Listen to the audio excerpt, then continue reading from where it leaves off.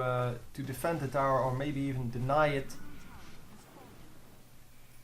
But yeah, I don't think they could have defended that anyway. They are ahead in kills, yeah, sure, but they weren't all there. So unless this guy, for example, would have teleported to that tower, yeah, there was nothing they could do.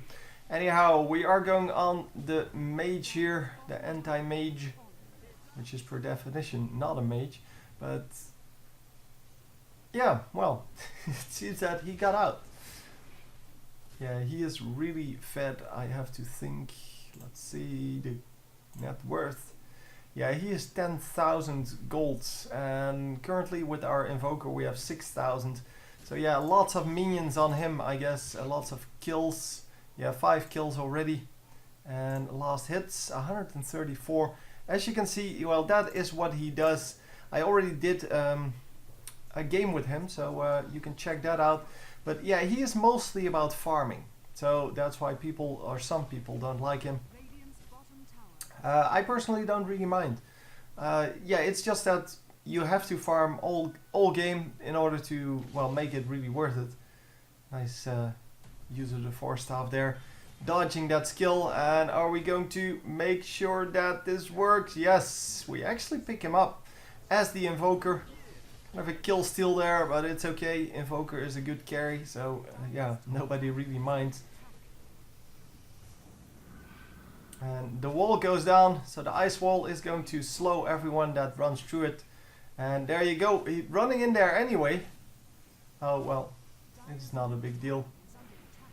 And now the cold snap goes off, but are we going to be able to? No, the invisibility is so strong with this one.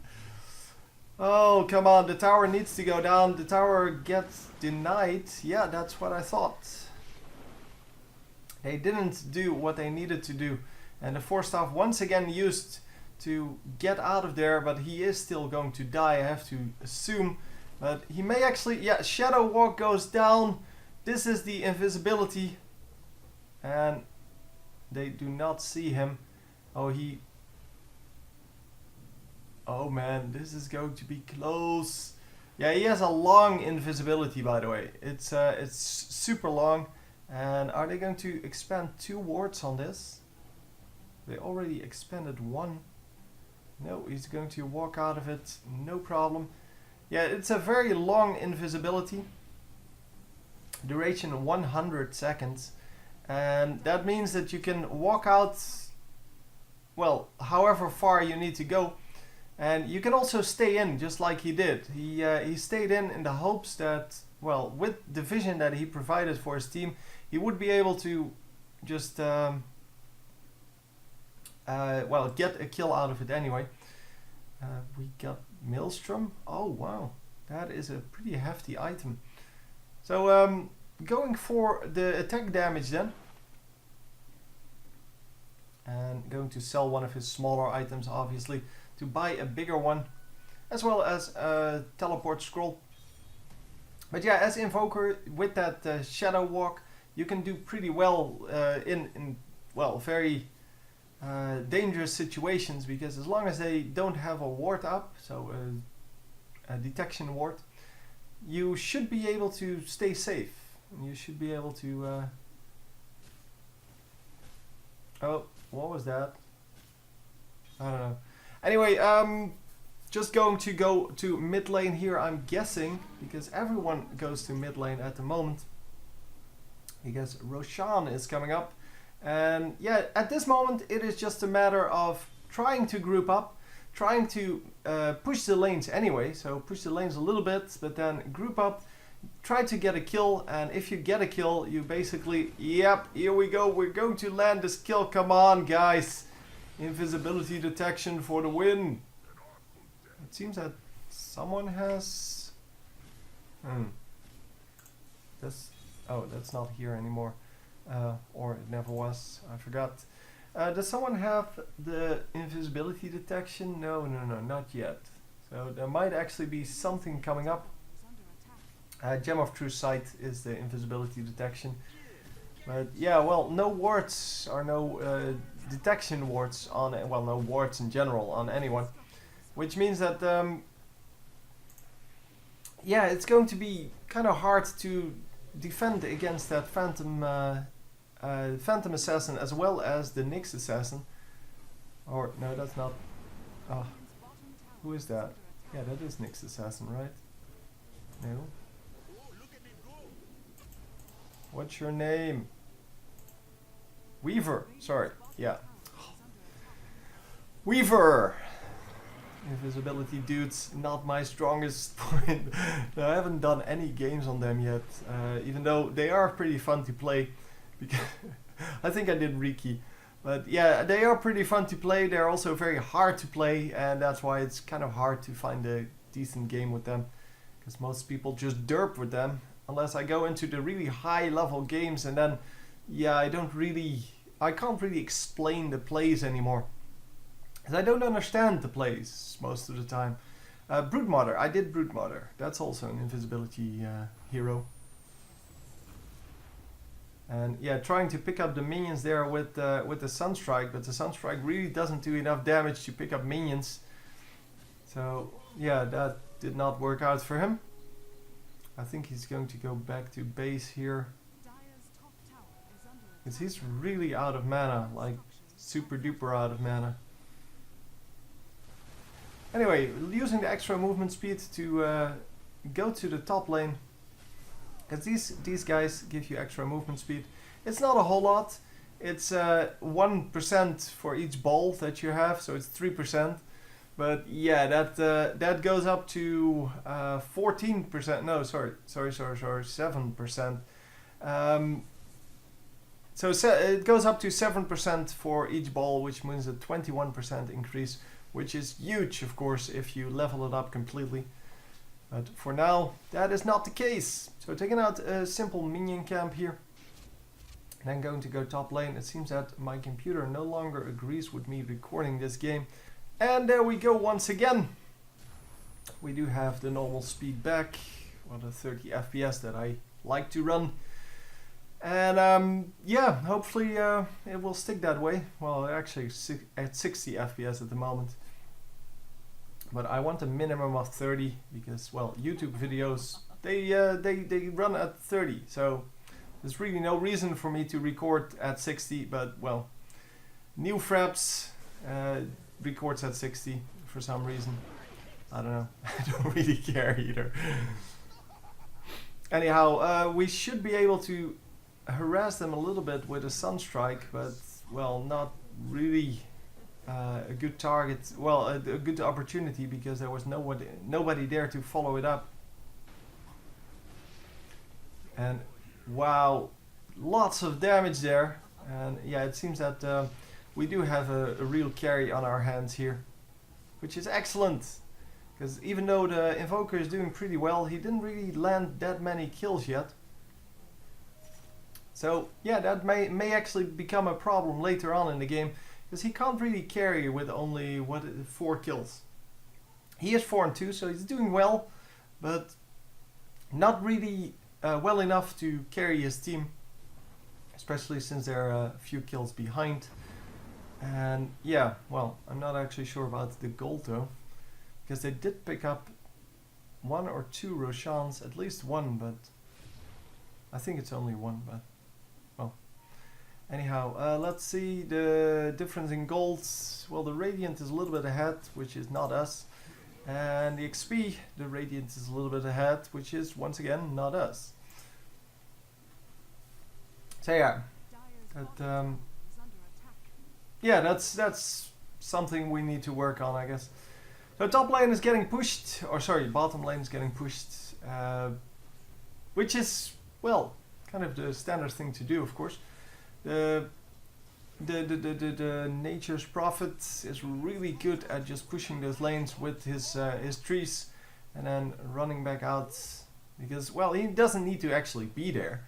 He just needs to summon his trees and send them on their merry way and hope that they will actually do his job for him. So Phantom Assassin once again getting a kill there, and let's see if we can actually make something out of this, for example. Oh, no! Once again with the heal! Oh my god. And are we going to be there in time to steal the kill? No! He missed. Oh man, that was so close. He right-clicked the wrong thing, so that his bolt didn't actually go to the Weaver. It went to one of the minions. Oh, that would have been a kill. Yeah, that would have been a kill. So anyhow, we're going to take out the tower. We're going to take out the barracks.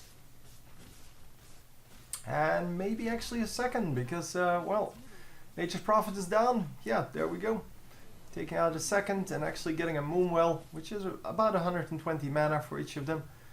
Which is great. And oh, we're going to go straight onto the second tower, which is very aggressive, but well, it should work out pretty nicely. By the way, that's the Deafening Blast that he used there. He's used it a couple of times. It's a big amount of damage, I guess, and that's why he's using that. Plus, it's AoE. And yeah, we did overstay our welcome a little bit because everyone was back up, and there was really nothing else to do but to attack these guys that were attacking their tower. So yeah, one guy gets killed, but then we are safe for the rest for now. But yeah, as you could see, Weaver is still here, but yeah, well, with the invisibility, Invoker should be able to stay alive. And let's hope that he can actually stay undetected here. Because otherwise he is so dead. He tries to keep track of his enemies. Because as long as they keep track of their enemies, well, they should be able to win this fight. And yeah, they do pick up 2 kills for 0, and that is just awesome. May actually be able to get this guy. Yep, there we go. Nicely done. Just a Phantom Assassin, man. Doing the job. Man. And hello. Yeah, I wanted to say, how did that not die? But it did die. 1244. Oh my god. So Windrunner disconnected here. I guess she's had enough. And even though, well, they were completely behind earlier, they're now exactly equal in kills. But gold-wise, we'll have to see how that actually worked out. Because it seems that we are getting way more gold. Yeah, it is. And we are getting more gold and probably also more experience. But I want to watch this fight first. And that really didn't turn out for them. So a little bit of gold given back to the enemies, I guess. Yeah, it's not on here yet. It will be in a few seconds.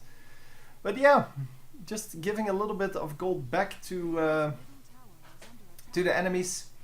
And well, we're just going to retreat a little, regroup,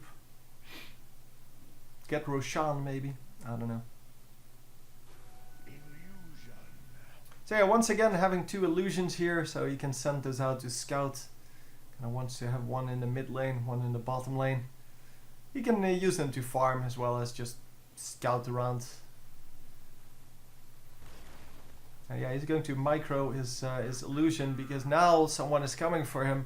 And as you can see, that actually worked out. Yep, all kinds of spells cast on him, which is exactly what he wanted out of that. He wanted to well, make them think that that was the real one. His clone now got killed.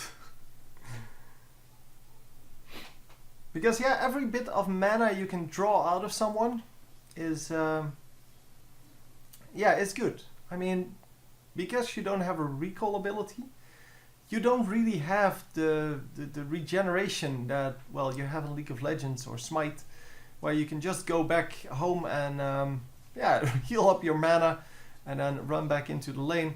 Because especially with these teleports that are available, so the scrolls of teleportation, these ones, they yeah, they allow you to be in lane very quickly. So if you were to be able to recall and then teleport into the lane again, that would be very strong. because it would take you like I don't know, 15 seconds to regenerate your mana.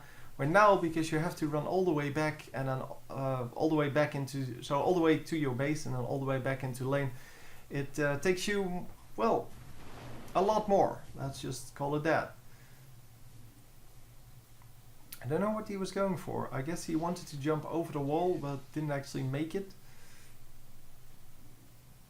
So the courier has respawned on the Radiant side. And yeah, at this point, whoever wins the next team fight is going to win the game anyway. But I guess because Windrunner already left, it is kind of, yeah, unimportant because, well, it's a 4 versus 5 now. And I don't think that this enemy team has any chance of winning anymore because it's a 4 versus 5. Otherwise, I would still give them a reasonable chance. Because there's really not a whole lot that, well, this team, well, our team has that their team does not. And yeah, she went 0-7. 1 and 9 on the Witch Doctor. Yeah, he has not been having a good one. Oh, wait. Oh man, I didn't even see it was on our team. I thought it was, I kind of assumed that was on the enemy team. Okay, so yeah, well, I guess a 0-7 won't really be missed. Oh my god, stop lagging. Okay, there we go again. Hopefully it's not too annoying, but there's really nothing I can do about it.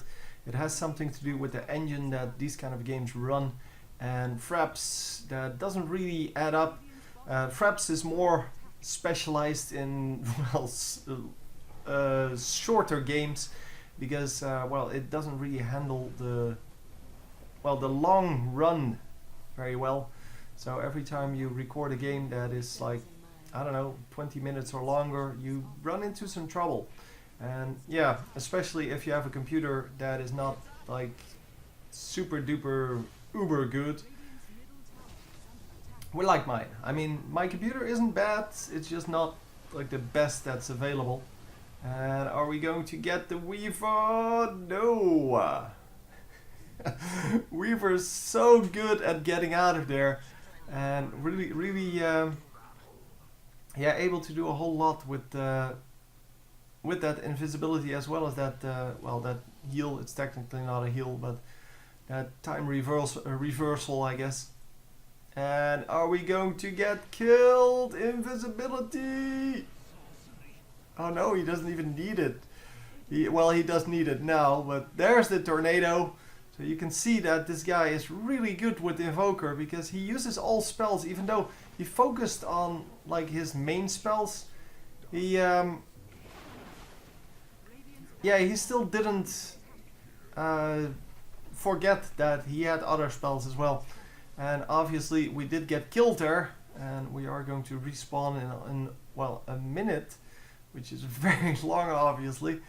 But yeah, well, we'll just have to wait for it. Fortunately, he is watching what other people do. And unfortunately, we once again have some lags on our hands. And really, this is getting super annoying. I have to edit out all of those lags later on. And hopefully this will be better now. Yeah, we're still dead, so it's not too big of a deal that we missed a few seconds there. Anyhow, yeah, currently our tactic should be to kind of press our advantage that we still have. Because even with the 0-7 Windrunner disconnecting, well, rage quitting, we should still be able to do this. I'm not actually sure about that, but yeah, we are still getting kills, so that's good. But, well, the problem is we're overstaying our welcome every time. He is going, by the way, for the Aghanim Scepter here. And Aghanim Scepter, obviously, a very decent item in combination with, well, with all of that. With all that that he has, because it lowers the cooldown on his, well, his ultimate, his invoke, And because of that, you can just spam spells way more, plus it gives you a huge amount of intelligence and strength and God knows what else, which is really good. So yeah, we do pick up the Aegis of the Immortal here, which is excellent, because that means that now we can die without actually dying. And that means that, well, we should be able to do very well. So come on, get him. Why is the tower, or the tower is shooting at him, it just doesn't do a whole lot of damage. Nature's Prophet gets the tower in top lane, however they do save the tower in mid lane. And yeah, this enemy team is getting more and more antsy to finish this game. They want to do this as quickly as possible, but it's not really working out so far. So upping the attack speed here instead of the extra attack damage, because at this point I guess, well, the extra attack damage is, well, outweighed a little bit by the extra attack speed. Even though he only has one level in that. So with the one level in every one of them, you can actually do all the spells. It's just that they get powered by different elements, if I can call them elements. And by leveling up the correct elements, you do extra damage or have longer slow duration or whatever. You can have several different things. And Courier once again, come on. Oh wow, one shot. Okay. Yep, they once again get the Courier, so yeah, that was definitely not good. The Courier dying gives you gold, as well as it